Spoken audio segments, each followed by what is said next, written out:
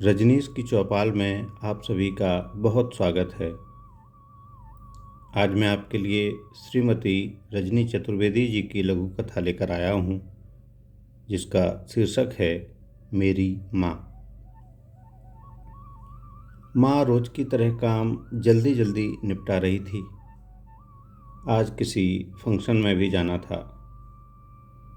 5 वर्षीय बेटा शुभ बड़े ही गौर से माँ को यह सब करते देख रहा था।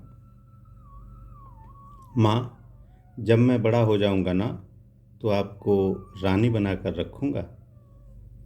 माँ हंस पड़ी और बोली, तेरी पत्नी को बुरा लगेगा फिर? माँ, उसे भी रानी बनाकर रखूंगा ना, मेरा बच्चा। माँ ने बेटे को दुलार किया और तैयार होने लगी। बेटे को इस समय उसकी माँ दुनिया की सबसे सुंदर महिला लग रही थी। माँ, जब मैं बड़ा हो जाऊंगा ना, तो आपको बड़ा सा गले का हार बनवाऊंगा, फिर आप और भी सुंदर लगोगी। ओए, फिर तेरी पत्नी तुझसे लड़ेगी और मुझसे भी। माँ ने बेटे की तरफ आंखें तरेरते हुए कहा। तो उसे 2 हार दिलवा दूंगा, फिर नहीं लड़ेगी।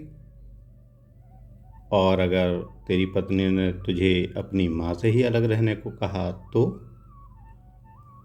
यह पिता की आवाज़ थी।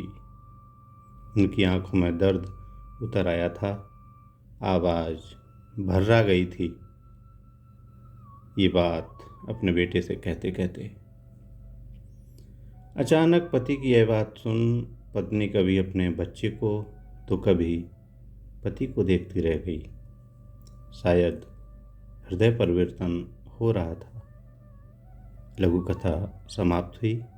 आप सबके समय के लिए बहुत धन्यवाद।